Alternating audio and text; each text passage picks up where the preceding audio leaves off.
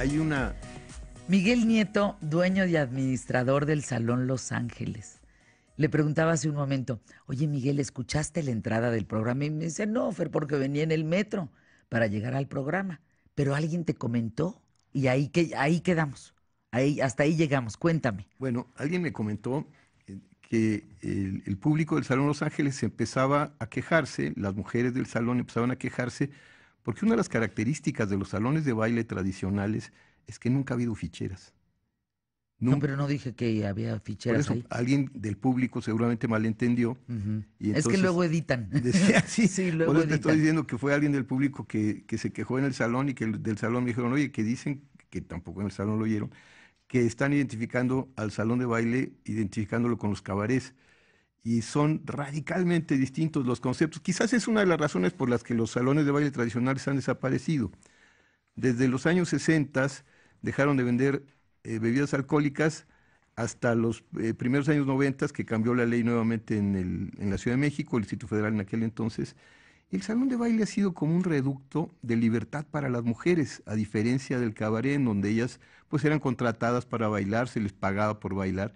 En los salones de baile desde siempre la mujer ha podido decir que no, gracias, que no quiere bailar con el señor o que no quiere bailar la siguiente pieza o que si quiere o que no quiere bailar en absoluto. Es una de las grandes características del salón de baile. Para empezar la entrevista, te voy a regalar la entrada del programa escrita para que no haya malos entendidos. Muchas Miguel, gracias. ahí está.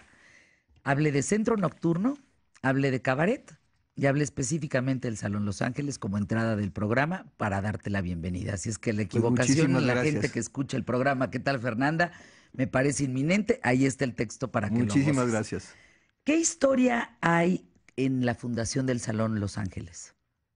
Pues la historia de la música bailable en la Ciudad de México desde 1937 hasta la fecha. La historia de los movimientos populares en términos de diversión, de entretenimiento, de cómo se ha ido cambiando este entretenimiento fuera de casa desde aquellos años 30 en donde la gente se reunía alrededor de la radio en su casa y después podía ir a un salón de baile a bailar con esas orquestas que había escuchado a través de la radio. Posteriormente, con la aparición de la televisión, pues también podía de repente bailar con alguna orquesta que se presentara en alguno de los programas de baile que llegó a ver.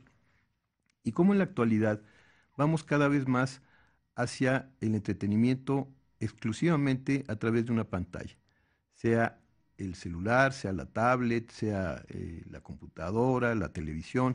O lo que mencionaba ahí, Miguel, los grandes conciertos de 80,000 personas, en donde pues ya el entretenimiento es viendo un escenario, no viendo una vedette, ¿no? En el tema de una copa de champaña o de Olga Briskin, por ejemplo, con la serpiente enredándose en el cuello, ¿no? Con este gran animal. Como que ha cambiado mucho el entretenimiento en México y se ha olvidado el baile en sí, que es bellísimo, ¿no? Como en el Salón Los Ángeles. Por supuesto, y es una actividad que es de las que mejor promueven la salud.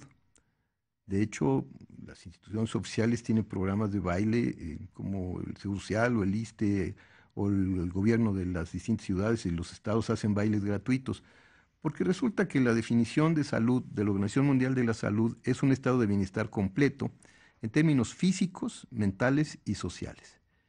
Y cuando uno baila, estimula cierta producción de hormonas que provocan un estado de alegría. Además, en el baile de pareja se comunica uno en términos sensoriales con una pareja, no necesariamente para tener una relación con ella, sino únicamente para bailar.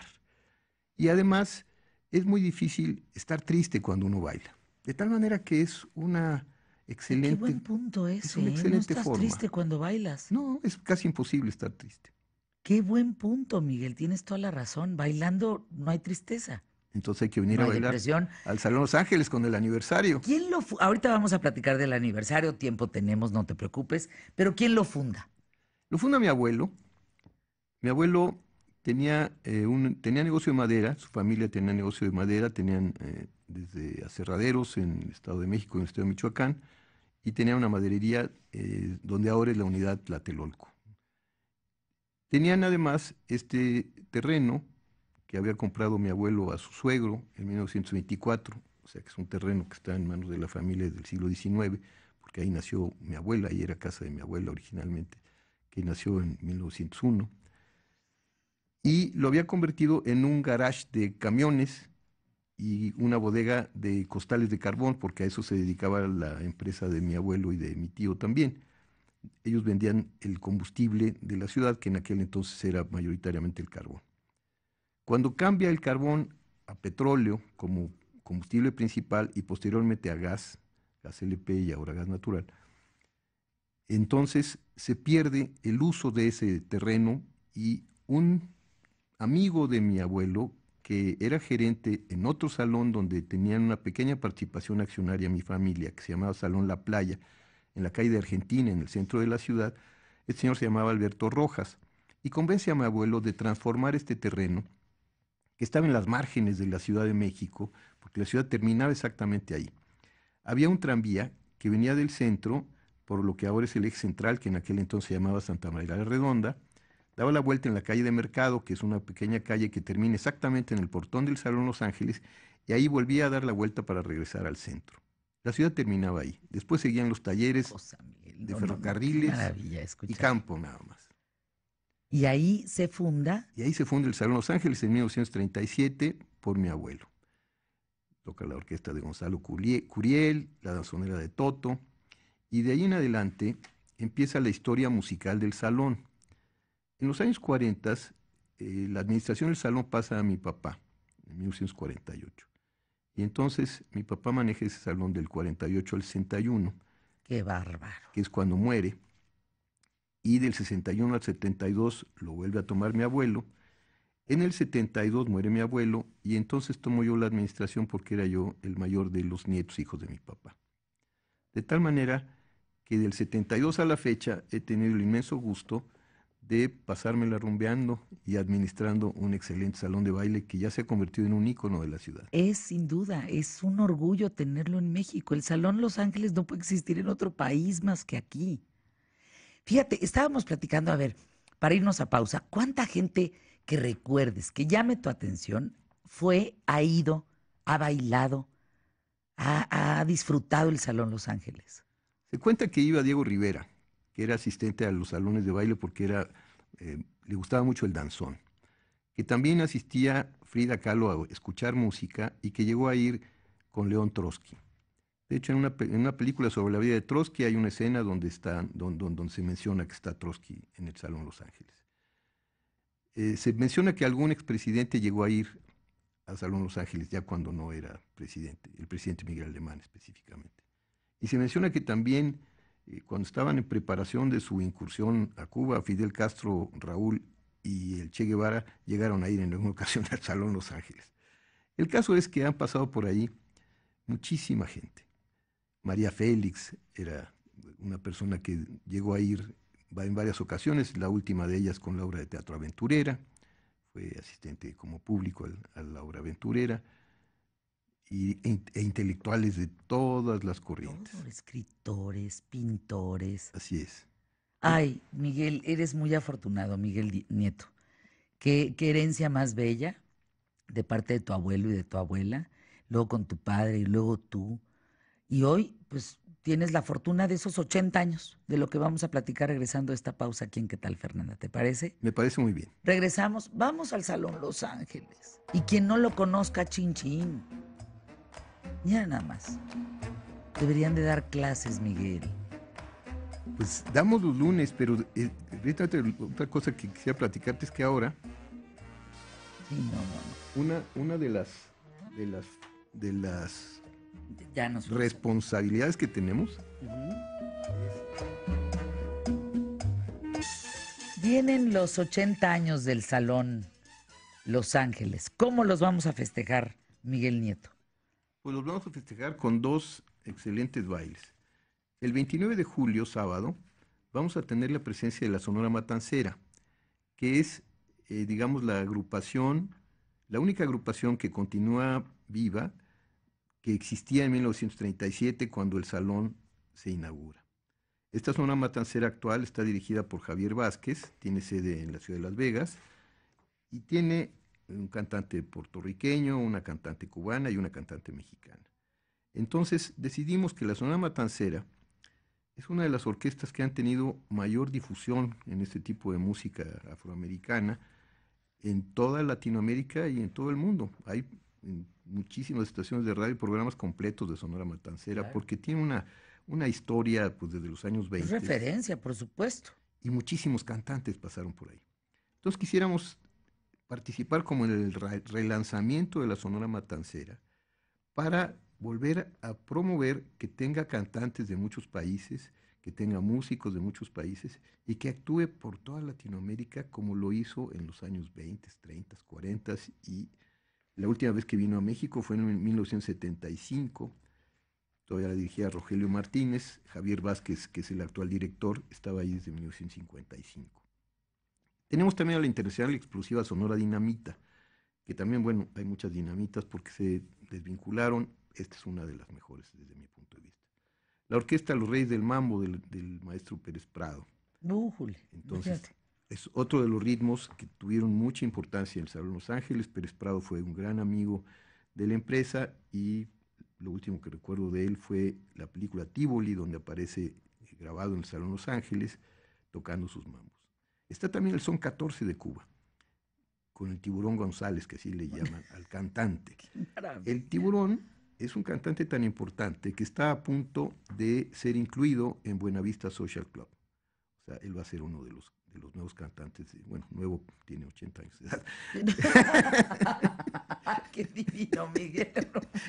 Va por su nueva experiencia. Así es. Oye, qué admirable, Miguel. Y tenemos una sorpresa. Tenemos a Héctor Infanzón y su orquesta. Tiene una big band. Héctor Infanzón es uno de los mejores pianistas de jazz latino en México y actúa sobre todo en Asia y en Europa. Es extremadamente bueno. Además también actúa con orquestas sinfónicas. En fin, es un gran músico y nos va a presentar su big band con temas bailables y temas de jazz latino. Y tenemos otra big band que es Ramón Cedillo y su big band que es extraordinariamente buena, que nos tocará foxtrots, cha-cha-chas, No, no swing. están, no, no están de Y lujo. bueno, será No, una están divinos, gran, Miguel. gran ¿Qué día? noche. Ese es el sábado 29. Y después el 2 de agosto. ¿Y por qué el 29? Perdón. El, tenemos una placa en el Salón Los Ángeles en donde nos marca que el 30 de julio de 1937 se inauguró. Entonces a las 12 de la noche del 29 ya será 30. Y entonces Estás en estaremos la plena inauguración, por cumpliendo supuesto. cronológicamente 80 ¿Dónde años. se compran los boletos?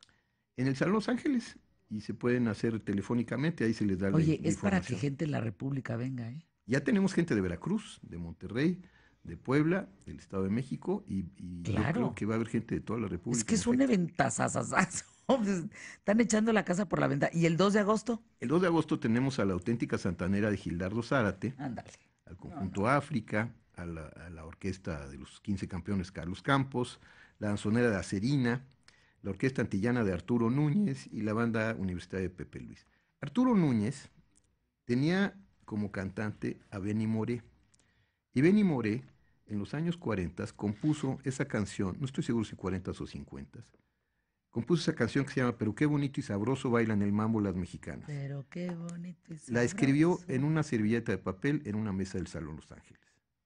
Fíjate qué Entonces, historia. No, no, no.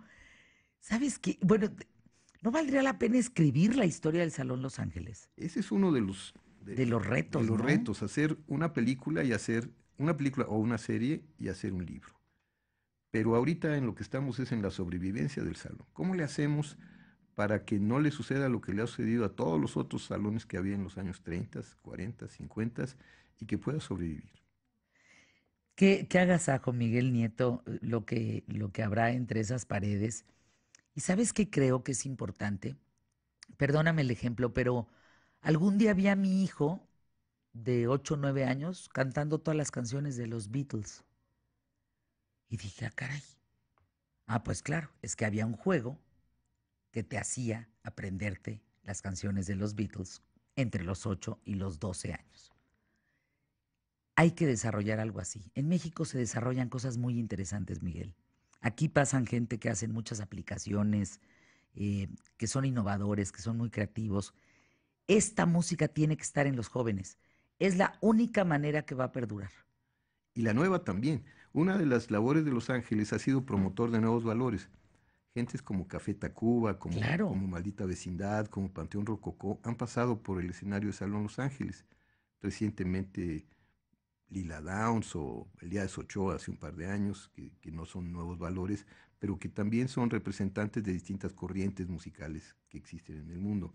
Entonces, por ahí también, promover nuevos valores, promover que México recupere ese papel de exportador de talento que tuvo en los años 50, donde exportábamos arte pictórico, películas, música, de todo. Pérez Prado con su orquesta llegó a tener un tema en una película de Fellini, por ejemplo. Hombre. Esto se puede hacer. Fíjese, platicábamos en el corte comercial rapidísimo, Miguel, porque bueno, qué tiempo nos puede dar de todos los materiales en los que aparece el Salón Los Ángeles. Bueno, Películas. sí, Bueno, ahorita hay series en Netflix, hay tres que están, hay cuatro, sí. tres, cuatro que tienen ahí como marco el Salón Los Ángeles.